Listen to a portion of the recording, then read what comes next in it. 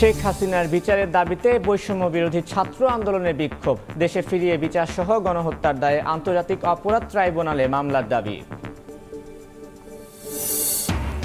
ভারতে বসে দেশ অস্থিতিশীল করার ষড়যন্ত্র করছেন শেখ হাসিনা। ডক্টর ইউনূসের সঙ্গে বৈঠকের পর মির্জা ফখরুল 25 সচিবের সঙ্গে বৈঠকে সড়ক পথ চালুর সিদ্ধান্ত।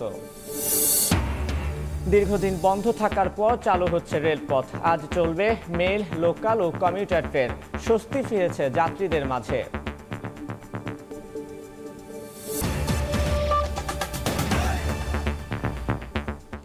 সকালের সময় সঙ্গে আছি আমি তানভীর হাসান। আওয়ামী লীগকে পুনর্বাসনের চেষ্টাকারীদের পরিণতিও শেখ হাসিনার মতো হবে, এমন হুঁশিয়ারি দিয়েছে বৈষম্য বিরোধী ছাত্র আন্দোলন। সোমবার বিকেলে ঢাকা বিশ্ববিদ্যালয়ের রাজু ভাস্কর্যে বিক্ষোভ সমাবেশে বক্তব্য দেন সমন্বয়করা। শেখ হাসিনাকে দেশে ফিরিয়ে বিচারসহ গণহত্যার দায়ে আন্তর্জাতিক অপরাধ ট্রাইব্যুনালে মামলার দাবি জানান তারা।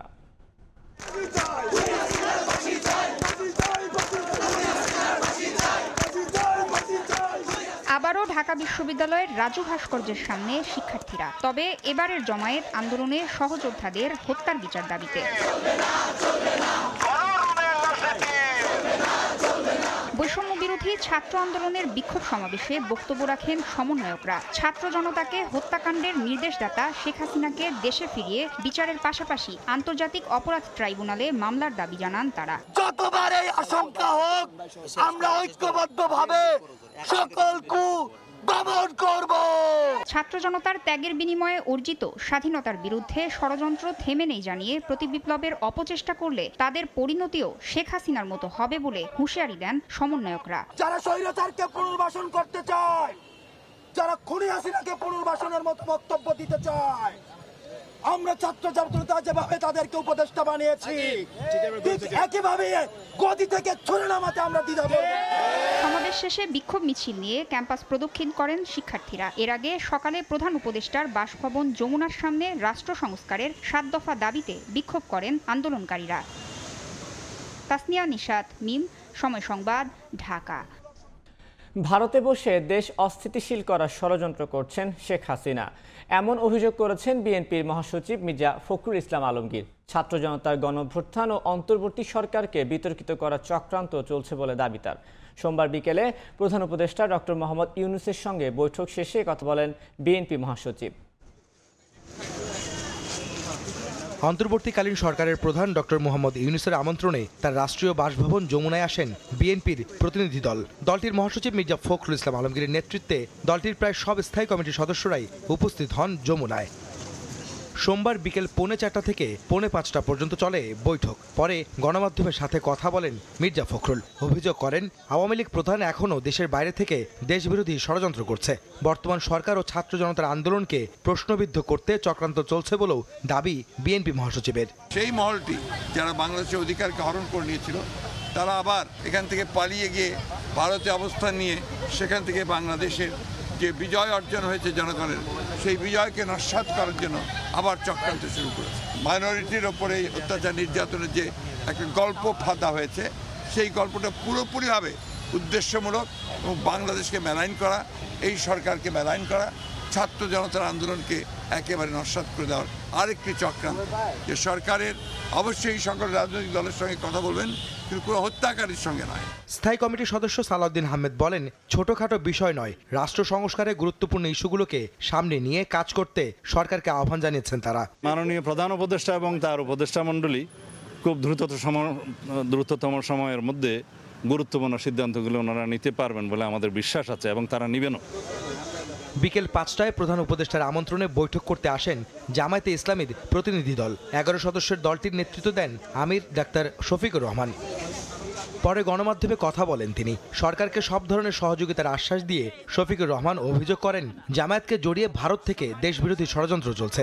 দল নিষিদ্ধ ও তা প্রত্যাহারের বিষয়েও কথা বলেন জামায়াতে আমির। কেউ আমাদেরকে নিষিদ্ধ করে দিলই বলে আমরা নিষিদ্ধ হয়ে গেলাম, এটা আমরা মনে করি না। কারণ শেষের দিকে সরকার এমন অনেক ভুল কাজ করেছে যেটার মাসুল হয়তো এই দেশবাসীকে দিতে হবে, সরকারকে তো দিতেই হবে, এটার বুঝাই দেশবাসীকেও টানতে হবে। পরে গণ অধিকার পরিষদ সহ কয়েকটি রাজনৈতিক দল ডক্টর মোহাম্মদ ইউনূসের সঙ্গে তার রাষ্ট্রীয় বাসভবনে বৈঠক করেছে। আহমেদ সালেহীন, সময় সংবাদ, ঢাকা। দ্রুত সড়ক ও রেলপথ চালুর নির্দেশ দিয়েছেন অন্তর্বর্তীকালীন সরকারের প্রধান উপদেষ্টা ডক্টর মোহাম্মদ ইউনূস। তার অধীনে থাকা 25টি মন্ত্রণালয় এবং বিভাগের সচিবের সঙ্গে প্রথম বৈঠকে এই নির্দেশনা দেন তিনি। সোমবার সকালে প্রধান উপদেষ্টার কার্যালয় ও বাসভবনে রাষ্ট্রীয় অতিথি ভবন যমুনায় সেনাপ্রধান জেনারেল ওয়াকার উজ্জামান সাক্ষাৎ করেন ডক্টর ইউনূসের সঙ্গে। এরপর রাত 11:30টায় 25 মন্ত্রণালয়ের সচিবদের সঙ্গে বৈঠকে বসেন। প্রায় 2 ঘন্টার বৈঠক শেষে সচিবরা বেরিয়ে আসেন, তবে কেউই গণমাধ্যমের সঙ্গে কথা বলেননি। এছাড়া আলাদাভাবে বৈঠক করেছেন সেনাপ্রধান জেনারেল ওয়াকারুজ্জামানের সঙ্গেও। বাংলাদেশের পরিস্থিতিতে বাইরের কারো হাত নেই বলে জানিয়েছেন পররাষ্ট্র উপদেষ্টা তৌহিদ হোসেন। গণঅভ্যুত্থানের মুখে পদত্যাগ করে শেখ হাসিনা ভারতে অবস্থান করলেও দেশটির সঙ্গে বাংলাদেশের দ্বিপাক্ষিক সম্পর্কে কোনো সমস্যা হবে না। রাষ্ট্রীয় অতিথি ভবন পদ্মায় দেশের চলমান পরিস্থিতি নিয়ে কূটনীতিকদের সঙ্গে বৈঠক শেষে সাংবাদিকদের এই কথা বলেছেন উপদেষ্টা। কোটা সংস্কার আন্দোলনে শিক্ষার্থী সহ সাধারণ মানুষ নিহতের ঘটনার পর পরিস্থিতি নিয়ে বিদেশি কূটনীতিকদের ব্রিফ করতে তৎপরতা শুরু হয় পররাষ্ট্র মন্ত্রণালয়ের, যার সারবস্তু ছিল বিএনপি, জামায়াত এবং সাম্প্রদায়িক গোষ্ঠী ছাত্রদের আন্দোলনে ঢুকে দেশের পরিস্থিতি অস্থিতিশীল করছে। ছাত্র হত্যার বিষয়েও নানা ষড়যন্ত্র তত্ত্ব উপস্থাপন করা হয় বিদেশিদের কাছে। গণঅভ্যুত্থানে সরকার পতনের পর আবারও কূটনীতিকদের বর্তমান পরিস্থিতি জানাতে ব্রিফিংয়ের আয়োজন, তবে এবারের বক্তব্য একেবারে ভিন্ন। সোমবার বিকেলে যুক্তরাষ্ট্র, যুক্তরাজ্য, চীন, রাশিয়া, ভারত সহ বিভিন্ন দেশের কূটনীতিকদের সামনে পররাষ্ট্র উপদেষ্টা গণঅভ্যুত্থানকে উল্লেখ করলেন দেশের দ্বিতীয় স্বাধীনতা হিসেবে। নতুন সরকারকে স্বাগত জানিয়ে একসঙ্গে কাজ করার প্রত্যয় ব্যক্ত করেন কয়েকটি দেশের রাষ্ট্রদূত। Relations between Russia and Bangladesh will continue for many years. We don't interfere in any others' internal affairs. For me, the most important thing was that they will now listen to the voice of the young people. কূটনীতিকদের briefing শেষে সাংবাদিকদের সঙ্গে কথা বলেন উপদেষ্টা তৌহিদ হোসেন। জানান, বাংলাদেশের মানবাধিকার নিয়ে অনেক দেশের পর্যবেক্ষণ আছে, আগামী দিনে এ বিষয়ে গুরুত্ব দেবে বর্তমান সরকার। একজন রাষ্ট্রদূত বলেছেন যে ইউথরা এত ইয়াং লোকজন এত বড় একটা কাজ করলো, আমরা আশা করব যে আগামীতে যে এমনকি যে নির্বাচিত প্রতিনিধিরা আসবে তাদের মধ্যে যেন ইয়াং লোকজন আসে। অভ্যুত্থানের পর ভারতের সঙ্গে কূটনীতিক সম্পর্কের টানাপোড়েন নিয়ে আলোচনা চলছে। উপদেষ্টা জানালেন, শেখ হাসিনা ভারতে থাকলেও দুই দেশের দ্বিপাক্ষিক সম্পর্কে কোনো সমস্যা হবে না। একজন যদি কোনো এক দেশে গিয়ে থাকে তাতে করে সেই দেশের সাথে সম্পর্ক নষ্ট হবে কেন? খুব দ্রুতই বাংলাদেশের অভ্যন্তরীণ পরিস্থিতি স্থিতিশীল হবে বলেও আশা প্রকাশ করেন বিদেশি রাষ্ট্রদূতরা। সেটাও আমি তাদেরকে বলেছি। তাজওয়ার মাহমিদ, সময় সংবাদ, ঢাকা। ইন্টারনেট সেবা বন্ধের ঘটনায় সাবেক প্রতিমন্ত্রী পলক সহ যাদের বিরুদ্ধে জড়িত থাকার প্রমাণ মিলবে তাদেরই বিচার করার ঘোষণা দিয়েছেন তথ্য প্রযুক্তি উপদেষ্টা নাহিদ ইসলাম। বললেন, ইন্টারনেট বন্ধ সংক্রান্ত প্রতিবেদন জমা দেবে তদন্ত কমিটি। এ সময় বিনিয়োগ হারানো 10 মিনিট স্কুল সহ ছাত্র আন্দোলনে সংহতি জানানো স্টার্টআপগুলোতে পুনরায় বিনিয়োগ অব্যাহত রাখার বিষয়টি বিবেচনা করা হচ্ছে বলেও জানান উপদেষ্টা। ছাত্র আন্দোলনের সময় গত মাসে হঠাৎ করেই মোবাইল ও ব্রডব্যান্ড ইন্টারনেট বন্ধ করে দেয় তৎকালীন সরকার। 5 দিন পর ব্রডব্যান্ড চালু হলেও মোবাইল ইন্টারনেট বন্ধ থাকে 11 দিন। আন্দোলনের তীব্রতার মুখে এরপর আরও 2 দফায় সীমিত হয় ইন্টারনেট পরিষেবা।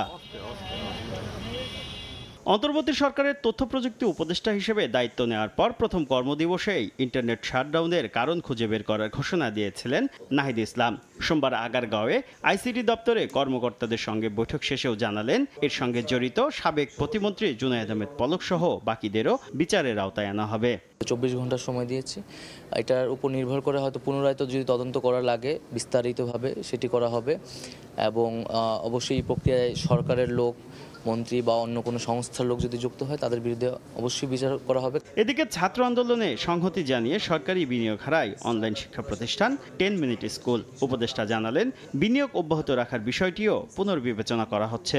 স্টার্টআপ যারা আন্দোলনের পক্ষে, শিক্ষার্থীদের পক্ষে অবস্থান নিয়েছিল তাদের প্রতি বিরূপ আচরণ করা হয়েছে, তাদের বিনিয়োগ বন্ধ করে দেওয়া হয়েছিল ওই সময়টিতে এবং খুবই স্বৈরতান্ত্রিকভাবে এই কাজটি করা হয়েছিল ওই সময় যিনি মন্ত্রণালয়ের দায়িত্বে ছিলেন। আমরা এই বিষয়টি নিন্দা জানিয়েছি এবং দ্রুত সময়ের মধ্যেই তাদের সাথে যোগাযোগ করা এবং তাদের সাথে পুনরায় সরকারের যে একত্রে কাজ করার যে প্রক্রিয়া ছিল সেটি চালু করা হবে। এ সময় সাইবার নিরাপত্তা আইনের বিতর্কিত ধারাগুলো পুনর্বিবেচনা করা হবে বলেও জানান নাহিদ ইসলাম। আইসিটি বিভাগের প্রকল্পে অনিয়ম ও দুর্নীতি হলে জিরো টলারেন্স নীতিমালার ঘোষণাও তার। এই সকল দুর্নীতি এবং লুটপাট এটা অবশ্যই তদন্ত করা হবে। শুভ খান, সময় সংবাদ, ঢাকা। একদিকে রাজনৈতিক সদিচ্ছার অভাব, অন্যদিকে কেন্দ্রীয় ব্যাংকের অনিয়মের কারণে ব্যাংক খাতের মেরুদণ্ড ভেঙে গেছে। ব্যাংক থেকে লোপাট ও দেশ থেকে পাচার হয়েছে কয়েক লাখ কোটি টাকা। অবস্থার উত্তরণে প্রাতিষ্ঠানিক কাঠামো সংস্কার, বাণিজ্যিক ব্যাংকগুলো শক্তিশালী করা ও কমিশন গঠনের দাবি সেন্টার ফর পলিসি ডায়ালগ সিপিডির। ব্যাংকিং খাতে সুশাসন ফিরিয়ে আনা শীর্ষক সেমিনারে এসব বিষয়ে তুলে ধরেন প্রতিষ্ঠানটির কর্মকর্তারা। 2007 থেকে 7 বছরে সর্বনিম্ন $47 বিলিয়ন পাচার হয়েছে দেশ থেকে। বর্তমানে যা হয়েছে দ্বিগুণেরও বেশি। 2009 থেকে 2024 15 বছরে 22,000 কোটি টাকার খেলাপি দাঁড়িয়েছে 1,82,000 কোটিতে। আর্থিক প্রতিষ্ঠানের এমন তথ্যই তুলে ধরল বেসরকারি গবেষণা প্রতিষ্ঠান center for policy dialogue CPD. সোমবার ব্যাংকিং খাতে সুশাসন ফিরিয়ে আনা শীর্ষক সেমিনারে সিপিডি অবস্থার উত্তরণে বিভিন্ন বিষয় তুলে ধরে। বলা হয়, বাংলাদেশ ব্যাংক নিজস্ব ক্ষমতা প্রয়োগ না করে স্বার্থান্বেষীদের সুবিধা দিতেই ব্যাংক ও অর্থনীতিকে ধ্বংস করে দিয়েছে। একাধিকবার ঋণ পুনর্তফসিল বন্ধ ও স্বাধীন ব্যাংকিং কমিশন গঠন জরুরি বলে মত গবেষকদের। 2009 সালে যেটা কিনা 22,481 কোটি টাকা ছিল, এখন মার্চ 2024-এ এসে 1,82,295 কোটি টাকা দাঁড়িয়েছে। এই যে অনিয়ম, নিয়মের ব্যত্যয়, এটারই বহিঃপ্রকাশ। ব্যক্তি বা প্রতিষ্ঠান ভিত্তিক পুঁজিবাজার গড়ে উঠতে পারে না বলেও সেমিনারে জানানো হয় সিপিডির পক্ষ থেকে। দাবি জানানো হয় ব্যাংকের মতো পুঁজিবাজার ও বিমা খাতে সংস্কারের। পুঁজিবাজারের একেবারে প্রশাসক থেকে শুরু করে সেটা অপারেশন পর্যন্ত এটার বিস্তৃতি আমরা দেখেছি। শুধুমাত্র ব্যাংকিং খাত না, পুঁজিবাজারের জন্য আসলে একটি, আমি বলবো যে পুঁজিবাজার সংস্কার কমিশন দরকার আছে। সুশাসনের লক্ষ্যে ব্যবসা ও বিনিয়োগ বান্ধব পরিবেশ ফিরিয়ে আনতে অনিয়মে জড়িতদের শাস্তি ও প্রাতিষ্ঠানিক জবাবদিহিতা নিশ্চিতে জোর দেওয়া হয় সেমিনারে। হোয়াইট পেপারের অর্থ হলো যে যেসব দুর্নীতি ইত্যাদি হয়েছে। কাজল আব্দুল্লাহ, সময় সংবাদ, ঢাকা। দীর্ঘদিন বন্ধ থাকার পর চালু হচ্ছে ট্রেন চলাচল। আজ চলবে মেল, লোকাল ও কমিউটার ট্রেন। এই মুহূর্তে কমলাপুর রেল স্টেশনে আছেন রিপোর্টার নাজমুস সালেহী। সরাসরি যাচ্ছি তার কাছে। এখন পর্যন্ত বেশ কয়েকটি ট্রেন দেশের বিভিন্ন গন্তব্যে কমলাপুর রেল স্টেশন থেকে ছেড়ে গেছে, যেগুলো লোকাল ট্রেন, অর্থাৎ স্বল্প দূরত্বের, এবং কিছু দূরপাল্লার ট্রেনও আছে, যেটি কিছুক্ষণ আগে 8:15 মাত্র এই 5 নম্বর স্টেশনের যে প্ল্যাটফর্ম রয়েছে সেখান থেকে ছেড়ে গেছে। সেটি মহুয়া এক্সপ্রেস ট্রেন, সেটি যাবে জামালপুর মোহনগঞ্জের ট্রেন। এটি আজকে বেশ কয়েকটি ট্রেন, 24টি ট্রেন এখান থেকে ছেড়ে যাবার কথা রয়েছে, যার একটিও আসলে আন্তনগর নয়। সবগুলো ট্রেনই লোকাল মেল এবং কমিউটার। এই লোকাল মেল এবং কমিউটার ট্রেনের যাত্রার মধ্য দিয়ে আজকে দীর্ঘদিন পর রেলের যে অচলায়তন তা ভাঙলো এবং একটু একটু করে প্রাণ ফিরে পাচ্ছে কমলাপুর রেলওয়ে স্টেশন। এখানে প্রতিদিন যত সংখ্যক যাত্রী, কয়েক হাজার হাজার যাত্রীর যে পদচারণা, আজকে ঠিক তেমনটি নেই। তার কারণ হচ্ছে আজকে শুধুমাত্র লোকাল মেল আর কমিউটার ট্রেন চলছে। এই আগামীকাল অর্থাৎ 15 আগস্ট থেকে এই আন্তনগর ট্রেনগুলো চলা শুরু হবে। তখন সেই আগের যে প্রতিচিত্র আমরা দেখি কমলাপুর রেল স্টেশনের, সেই একেবারে পুরো দমে কমলাপুর রেল স্টেশন তার কর্মযজ্ঞে ফিরতে পারবে। এখন যেহেতু শুধুমাত্র লোকাল মেল আর কম্পিউটার ট্রেনগুলো চলছে, সেই ট্রেনে যারা যাত্রী তারা সকাল থেকে আমরা দেখেছি তারা স্বস্তি প্রকাশ করছেন। তারা বলছেন যে দীর্ঘদিন ট্রেন বন্ধ থাকায় তাদের যে যোগাযোগের ক্ষেত্রে যে ভোগান্তি ছিল, এখন তা অনেকটাই কমে গেল এবং আন্তনগর ট্রেন চালুর মধ্য দিয়ে সেই বিষয়টি তারা আরও বেশি উচ্ছ্বাস প্রকাশ করছেন। পাশাপাশি যদি বলি যে দীর্ঘদিন বন্ধ থাকার কারণে যে জনমনে একটি ভীতি, একটি শঙ্কা ছিল, নিরাপত্তার যে বিষয়টি ছিল, কমলাপুর রেল স্টেশনের পক্ষ থেকে সে ধরনের নিশ্চয়তা দেওয়া হচ্ছে। অর্থাৎ কমলাপুর রেল স্টেশনের বিভিন্ন জায়গায় আমরা জিআরপি, আরএনবি তাদেরকে বিভিন্ন পয়েন্টে তৎপরতা লক্ষ্য করছি। সকাল থেকে শুধুমাত্র যেই মেল লোকাল ট্রেনের যেই কমিউটার ট্রেনের যেই কাউন্টারগুলো রয়েছে সেখান থেকে টিকিট বিক্রি হচ্ছে। আপনি জানেন যে লোকাল মেল এবং কমিউটার ট্রেন অর্থাৎ স্বল্প দূরত্ব দূরপাল্লার যে মেল ট্রেনগুলো রয়েছে সেগুলোর টিকিট আসলে অনলাইনে বিক্রি হয় না, তারগুলো সবগুলো আসলে কাউন্টারে বিক্রি হয়। সুতরাং কাউন্টারেও কিন্তু এক ধরনের ভিড় রয়েছে। পাশাপাশি গতকাল অর্থাৎ 12 তারিখ থেকে কিন্তু শুরু হয়েছে ট্রেনের যেই আন্তনগর ট্রেনের টিকিট বিক্রি, সেটি একযোগে চলছে অনলাইনে এবং অফলাইনে। কাউন্টারে কিন্তু সেই টিকিট পাওয়া যাচ্ছে। সার্বিক দিক থেকে বলা চলে এখন পর্যন্ত যতগুলো ট্রেন ছেড়ে গেছে কমলাপুর রেল স্টেশন থেকে দূরপাল্লার বা স্বল্প দূরত্বের লোকাল ট্রেন, তার প্রতিটি আসলে যথাসময়ে এখান থেকে ছেড়ে গেছে। রেল বলছে এই টাইমের যে শিডিউল তারা ধরে রেখে সামনের দিনগুলোতে আরও যাত্রী সেবা নিশ্চিত করার মধ্য দিয়ে তাদের যে প্রতিশ্রুতি তারা তা আসলে পূরণ করবেন। এই ছিল আমার কাছে আজকে স্বল্প পরিসরে ট্রেন চলাচলের সর্বশেষ খবর। এতক্ষণ সরাসরি যুক্ত ছিলাম কমলপুর রেল স্টেশনে। স্বরাষ্ট্র উপদেষ্টার পদত্যাগ দাবিতে দেশের বিভিন্ন জেলায় বিক্ষোভ মিছিল করেছেন বিএনপি ও এর অঙ্গ সহযোগী সংগঠনের নেতাকর্মীরা। আওয়ামী লীগকে ঘিরে অন্তর্বর্তী সরকারের স্বরাষ্ট্র উপদেষ্টা ব্রিগেডিয়ার জেনারেল অবসরপ্রাপ্ত এম শাখাওয়াত হোসেনের বক্তব্যের তীব্র প্রতিবাদ জানান বিএনপি নেতাকর্মীরা। এই সময় তারা বলেন, স্বরাষ্ট্র উপদেষ্টা আওয়ামী লীগকে দল পুনর্গঠনে আহ্বান জানিয়ে গণজাগরণের সঙ্গে বেইমানি করেছেন। এই জন্য দ্রুত স্বরাষ্ট্র উপদেষ্টার পদত্যাগের দাবি জানান বিএনপির নেতাকর্মীরা।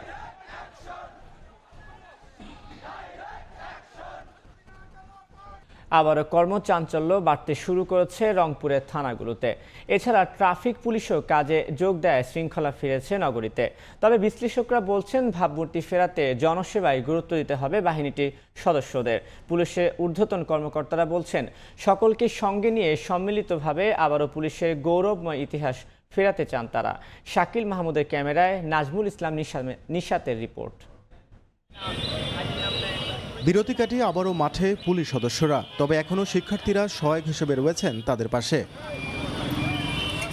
শুধু নগরীর শৃঙ্খলাই নয়, এমনকি নাগরিক নিরাপত্তা নিশ্চিতেও গেল কয়েকদিন ধরে নিরলসভাবে কাজ করেছেন শিক্ষার্থীরা। জানান, দেশের প্রয়োজনে এটি তাদের দায়িত্বের মধ্যেই পড়ে। দেশের এই অস্থিতিশীল পরিবেশের কারণে সাধারণ মানুষ যানজটের মুখে পড়তেছে, সেক্ষেত্রে আমরা তাদের সাহায্য করার জন্য এখানে নেমেছি। সড়ক আইন শৃঙ্খলাটা সেটা যদি নিরাপদ এবং সুনির্দিষ্টভাবে সচল থাকে, তার সেজন্য আমরা আমাদের এই কার্যক্রমটি চালিয়ে যাচ্ছি। কয়েকদিন ধরে থানাগুলোর কার্যক্রমে গতি না থাকলেও স্বরাষ্ট্র উপদেষ্টার আশ্বাসের পর কাজে ফিরেছে পুলিশ সদস্যরা। পুলিশের ঊর্ধ্বতন কর্মকর্তারা বলছেন, জনগণকে সাথে নিয়ে হারানো গৌরব ফেরাতে সম্মিলিতভাবে কাজ করবেন তারা। জনগণের মধ্যে যাতে আস্থা ফিরে আসে, এই কারণে জনগণকে আমরা করতেছি যে আমরা আমাদের পুলিশ যে তাদের যে একটা অতীতে যে একটা নেগেটিভ ধারণা ছিল পুলিশ সম্পর্কে, সেখান থেকে যেন জনগণের জন্য ধারণাটা বের হয়ে আসে। আর বিশ্লেষকরা মনে করেন, ভাবমূর্তি ফেরাতে সত্যিকার অর্থেই পুলিশ বাহিনীকে সেবার মানসিকতা নিয়ে কাজ করতে হবে। প্রশাসনকে নিয়ে যেন আমরা দলবাজি না করি, দলের জন্য হীন স্বার্থ হাসিলের চেষ্টায় লিপ্ত না হই, আমাদেরকে সেই জায়গাটায় খেয়াল রাখতে হবে। জনগণের সেবক হয়ে তাদেরকে সত্যিকার অর্থে কাজ করতে হবে। এখানে কোনো অন্যায় অবিচার করা যাবে না। 6 আগস্ট থেকে কর্মক্ষেত্রে নিরাপত্তা সহ কয়েক দফা দাবিতে কর্মবিরতির ঘোষণা দিয়েছিল বাংলাদেশ পুলিশ অধস্তন কর্মচারী সংগঠন। নাজমুল ইসলাম নিশাত, সময় সংবাদ, রংপুর। আষাঢ় শ্রাবণ মাসে কাঙ্ক্ষিত বৃষ্টি না হওয়ায় সেচ সংকটে দেখা দিয়েছে দিনাজপুরে। এ কারণে ব্যাহত হচ্ছে আমন আবাদ। পানির চাহিদা পূরণে জেলা জুড়ে চালানো হচ্ছে 36,000-এর বেশি সেচ পাম্প। তবে বাড়তি খরচ হওয়ায় উৎপাদন খরচ বাড়বে বলে জানান কৃষক। আর পাম্পের মাধ্যমে সেচ চালু রেখে ধান চাষে পরামর্শ দিচ্ছেন কৃষি বিভাগ। গোলাম নবী দুলালে পাঠানো তথ্য, মঞ্জিদ আলম শিমুলের ছবি নিয়ে রিপোর্ট। জমি তৈরি করে রোপণ করা হচ্ছে ধানের চারা। তবে রোপণ করা ক্ষেতে পানির অভাবে মাটি ফেটে চৌচির। বর্ষা মৌসুমে পর্যাপ্ত বৃষ্টি হয়নি দিনাজপুরে। এ কারণে পাম্পের মাধ্যমে সেচ দেওয়া হচ্ছে ধান খেতে। স্বাভাবিক সময়ে আষাঢ় মাসে 500 মিলিলিটার বৃষ্টিপাত হলেও চলতি বছর 350 মিলিলিটার বৃষ্টিপাত হয়েছে। জুলাই মাসে 328 মিলিলিটার ও আগস্ট মাসের প্রথম 12 দিনে 143 মিলিলিটার বৃষ্টিপাতের রেকর্ড করা হয়। বর্তমানে জেলা জুড়ে চালানো হচ্ছে 36,000-এর বেশি সেচ পাম্প। তবে বাড়তি খরচ হওয়ায় উৎপাদন খরচ বাড়বে বলে জানান কৃষক। খুব রোদ, খুব তাপ, জমি মানে শুকাই ফাটে গেছে। সেচ দিয়ে লাগাচ্ছি, লাগানোর খরচা বেশি হয়ে যাচ্ছে। এভাবে আমাদের আবাদ করিয়া পোষায়, তেলের যে দাম, আমনে যেন কৃষকরা ন্যায্য মূল্য পায় সেটা সরকারকে নিশ্চিত করতে হবে যাতে কৃষকরা যেন ক্ষতির মধ্যে না পড়ে। তবে কৃষি বিভাগ বলছে বৃষ্টি না হলে আমন উৎপাদনে পাম্পের মাধ্যমে সেচ দেওয়ার বিকল্প নেই। বৃষ্টিপাত যদি কম হয় বা একেবারেই না হয় বা হতে দেরি হয় তাহলে আমাদের আবাদটা ক্ষতিগ্রস্ত করা ঠিক হবে না। আমরা আমাদের সেচ যন্ত্রগুলি যেভাবে বড় ফসলটা আবাদ করলাম আমরা সেচ যন্ত্রগুলি চালু করে সেভাবে যদি সেচ দিতে পারি তাহলে ফসলটা আমার স্বাভাবিক থাকবে, ভালো হবে।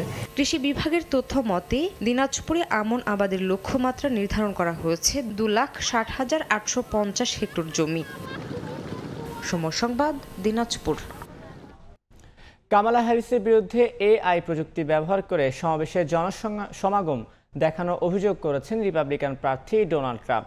সামাজিক যোগাযোগ মাধ্যমে একের পর এক পোস্টে এই দাবি করেন সাবেক মার্কিন প্রেসিডেন্ট, যদিও বিষয়টি নিয়ে এখনও কোনো মন্তব্য করেননি কামালা।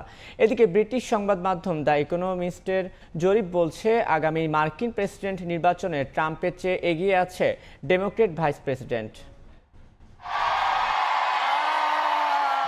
যুক্তরাষ্ট্রে ঘনিয়ে আসছে প্রেসিডেন্ট নির্বাচনের দিনক্ষণ।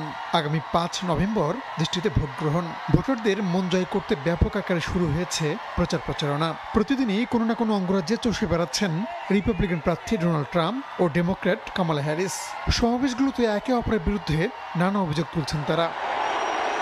সোমবার ডেমোক্রেট ভাইস প্রেসিডেন্ট কামালা হ্যারিসের বিরুদ্ধে নতুন অভিযোগ করেছেন সাবেক মার্কিন প্রেসিডেন্ট ডোনাল্ড ট্রাম্প। তার দাবি, এআই প্রযুক্তি ব্যবহার করে সমাবেশে জনসমাগম দেখান কামালা হ্যারিস। সামাজিক মাধ্যমে কয়েকটি পোস্টে এই দাবি করেছেন ট্রাম্প। নিউ ইয়র্ক টাইমস ইস্যুটি নিয়ে ট্রাম্পের প্রচারণা শিবিরের সঙ্গে যোগাযোগ করলেও তারা কোনো উত্তর দেয়নি। কামালা হ্যারিসও এই বিষয়ে কোনো মন্তব্য করেননি, তবে তার প্রচারণা শিবির বিষয়টিকে হাস্যকর আখ্যা দিয়েছে। ট্রাম্প কামালার জনসমর্থন দেখে হতাশ হয়ে পড়েছেন বলে মন্তব্য করেছেন অনেকে। এদিকে নির্বাচন সামনে রেখে গণমাধ্যমগুলো প্রতিনিয়ত জনমত জরিপ প্রকাশ করছে। সেই ধারাবাহিকতায় সোমবার ব্রিটিশ সংবাদ মাধ্যম দ্য ইকোনমিস্ট মার্কিন প্রেসিডেন্ট নির্বাচন নিয়ে একটি জরিপের ফল প্রকাশ করে। এতে দেখা যায় কামালা হ্যারিসের পক্ষে মার্কিনীদের সমর্থন রয়েছে 47.5%। অন্যদিকে ট্রাম্পের প্রতি সমর্থন আছে 45.5%। রাহানুল রানা, সময় সংবাদ। কলকাতায় নারী চিকিৎসক হত্যার ঘটনায় উত্তাল ভারতের বিভিন্ন রাজ্য। এই ঘটনায় দেশটিতে কর্মবিরতি পালন করছেন চিকিৎসকরা। এতে বিপাকে পড়েন হাজার হাজার রোগী। এদিকে ভুক্তভোগী চিকিৎসকের পরিবারের পাশে দাঁড়ালেন পশ্চিমবঙ্গের মুখ্যমন্ত্রী মমতা বন্দ্যোপাধ্যায়। বিশ্বজিৎ দাসের ক্যামেরায় বিস্তারিত জানাচ্ছেন সুব্রত আচার্য। কলকাতার প্রায় সব হাসপাতালের সামনেই চিকিৎসা প্রত্যাশী হাজারো মানুষের এই লম্বা লাইন। কেউ 2 ঘন্টা, কেউ বা আবার 10 ঘন্টা দাঁড়িয়ে থেকেও পাচ্ছেন না কাঙ্ক্ষিত সেবা। পশ্চিমবঙ্গের সরকারি হাসপাতালে চলছে চিকিৎসকদের এই আন্দোলন। নারী চিকিৎসককে হত্যার ঘটনায় জড়িত অপরাধীকে বিচারের আওতায় আনার দাবি জানান তারা। একজন দোষ করেছে আর ভুগতে হচ্ছে আমাদের পাবলিক। আজ 5টা দিন খাবার না খাওয়া, ফাঁকা বেরোনো যাচ্ছে না, কাটলে বার হোক, বিশুদ্ধ থেকে না খেয়ে না দিয়ে পড়ে আছে। 10 আগস্ট থেকে চলা এই আন্দোলন ছড়িয়ে পড়েছে ভারতের বিভিন্ন শহরে।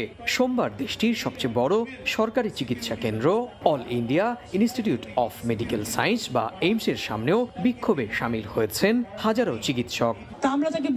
এদিন দুপুরে কলকাতার অদূরে সোদপুরে ভুক্তভোগী চিকিৎসকের বাড়িতে গিয়ে তার পরিবারের পাশে দাঁড়ান রাজ্যের মুখ্যমন্ত্রী মমতা বন্দ্যোপাধ্যায়। যেটা খুব নক্কারজনক ঘটনা এবং খুবই বেদনাদায়ক ঘটনা। যেই জড়িত থাক তাকে ইমিডিয়েট শাস্তি দিতে হবে এবং আমরা চাই এই কেসটা ফাস্ট ট্র্যাক কোর্টে হোক। ফাস্ট ট্র্যাক কোর্টে হলে জুডিশিয়াল প্রসেসটা তাড়াতাড়ি হবে। গেল শুক্রবার রাতে কলকাতার আরজিকর হাসপাতালের একজন চিকিৎসককে নির্যাতন করে খুন করার অভিযোগ ওঠে। এই ঘটনায় কলকাতা পুলিশের একজন সিভিক গার্ডকে গ্রেপ্তার করা হয়। সুব্রত আচার্য, সময় সংবাদ, কলকাতা। খেলার খবর। মূল দলের 2 ম্যাচের টেস্ট সিরিজের আগে ড্রেস রিহার্সেল শুরু হচ্ছে টাইগারদের। এ দলের ব্যানারে আজ প্রথম 4 দিনের ম্যাচে পাকিস্তান শাহিনসের মুখোমুখি হবে আনামুল হক বিজয়ের দল। এই ম্যাচ দিয়ে নিজেদের ঝালিয়ে নেয়ার কাজ সারবেন লম্বা সময় ধরে লাল বলের ক্রিকেট না খেলা মুশফিক, মুমিনুল, জাকিররা। ইসলামাবাদ ক্লাব গ্রাউন্ডে ম্যাচ শুরু হবে বাংলাদেশ সময় সকাল 11:30টায়। বাংলাদেশের রাজনৈতিক অস্থিরতায় এরই মধ্যে প্রভাব পড়েছে এ দলের সিরিজ সূচিতে। 10 আগস্টের ম্যাচ মাঠে গড়াচ্ছে দিন তিনেক পরে, এর মধ্যে আবার বৃষ্টি বাগড়া। পর্যাপ্ত প্রস্তুতি ছাড়াই পাকিস্তান শাহিনসের মুখোমুখি হবে আনামুল হক বিজয়ের দল। একদিকে প্রস্তুতির অভাব, অন্যদিকে ঘরের বাইরে টাইগারদের হতশ্রী পরিসংখ্যান। ইসলামাবাদে মাঠে নামার আগে তাই খুব একটা প্রত্যাশারও সুযোগ নেই। যদিও আশা রাখতে চাইছেন বিজয়, তারুণ্য নির্ভর পেস ইউনিট আর মুশফিক মুমিনুলদের মতো সিনিয়ররা থাকায় প্রত্যাশা দারুণ কিছুর। অস্ট্রেলিয়া ইংল্যান্ডের মতো কন্ডিশনে আমরা খুব সহজে খেলার সুযোগ পাই না। 2-3 বছরে হয়তো একটা সুযোগ আসে, যা কিনা নিয়মিত না। আমি মনে করি সেটা একটা কারণ। এছাড়া হ্যাঁ, আমাদের ঘরের বাইরে ফলাফল ভালো না, তবে এখন আমাদের ভালো পেস বোলিং ইউনিট এবং অভিজ্ঞ কিছু ক্রিকেটার রয়েছে। আশা করছি সামনের কয়েক বছরে এসব দিকগুলোতে বদল আসবে।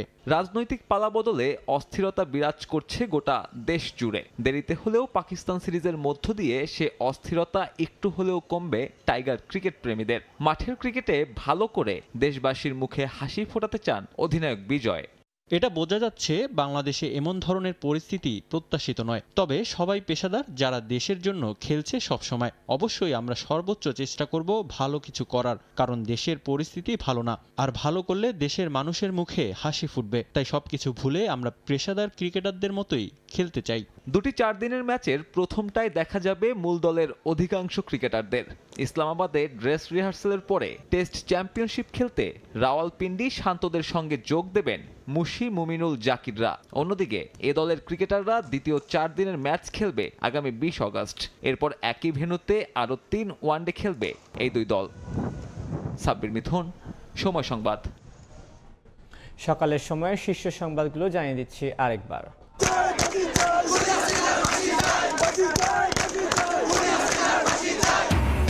শেখ হাসিনার বিচার দাবিতে বৈষম্য বিরোধী ছাত্র আন্দোলনে বিক্ষোভ। দেশে ফিরিয়ে বিচারসহ গণহত্যার দায়ে আন্তর্জাতিক অপরাধ ট্রাইব্যুনালে মামলার দাবি। এবং ভারতে বসে দেশ অস্থিতিশীল করার ষড়যন্ত্র করছেন শেখ হাসিনা। ডক্টর ইউনূসের সঙ্গে বৈঠকের পর মির্জা ফখরুল 25 সচিবের সঙ্গে বৈঠকে সড়ক পথ চালুর সিদ্ধান্ত। এই ছিল সকালের সময়। সঙ্গে থাকুন সময়ের।